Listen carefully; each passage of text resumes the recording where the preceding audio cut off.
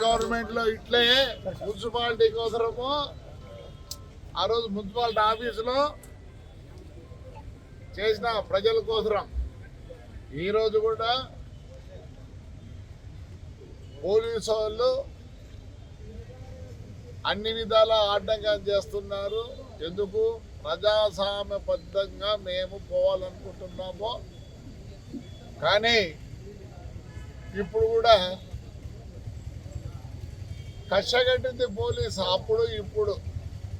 మరి ఎందుకు కట్టేదో నాకు తెలియదు, కానీ ఎవరు ఏం కట్టినా నేనుగా భయపడను. నాకు 74 రాజకీయం ఏదో కావాలని అయితే లేదు. ఎప్పుడు చంద్రబాబుని కూడా అడగల ఏమే, నాకు ఎప్పుడు పదవి కావాలని ఎప్పుడు కోరికలు లేవు. ఇచ్చుకుంటూ ఇచ్చాడు దేవుడు, ఇచ్చుకుంటూ ఇచ్చాడు. మా నాయన్ని 2 సార్లు ఎంపీ చేసినాడు, ఎమ్మెల్సీ చేసినాడు, ఏమి జిల్లా పరిషత్గా చేసినాడు. మా అన్న 6 సార్లు ఎమ్మెల్యేగా చేసినాడు. అబ్బా ఒకసారి ఎంపీగా చేసినాడు. తాడిపత్రి ప్రజలు మాకు నేను ఎప్పుడు వారికి దాసోహము.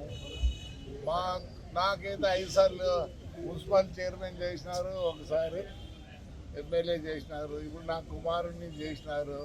ప్రజాస్వామ్యము కూనే అవుతుంది. దీనికంతా కారకుడు పోలీసు వాళ్ళు. అప్పుడు 5 ఏళ్ళు వాళ్ళే, ఇప్పుడు కూడా వీళ్ళే. మరి నాకు అర్థం కాలే, నేను వేరే ఏం అడగలే. హైకోర్టు ఆర్డర్ ప్రకారము పెట్టమంటే కేసులు నిన్న పెట్టినాం, ఈ పొద్దు పెట్టినాం. మరి ఎందుకు ఆయనకు సపోర్ట్ చేస్తారో చాలా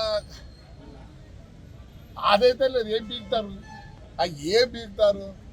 దగ్గర పదవిగాల ఈ ఊరు ప్రజలకు సేవ చేయాలనుకుంటానా. నాకు వేరే కోరిక లేదు.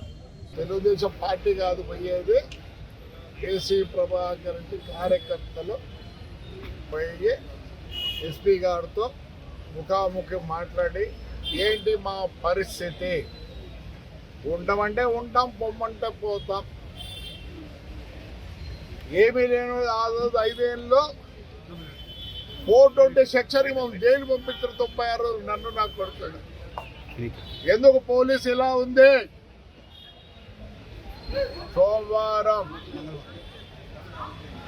ఎస్పీ ఆఫీస్ ముందర మేము రిక్వెస్ట్ చేస్తాను, మాకు ఆ రోజుకి చెప్పాలి.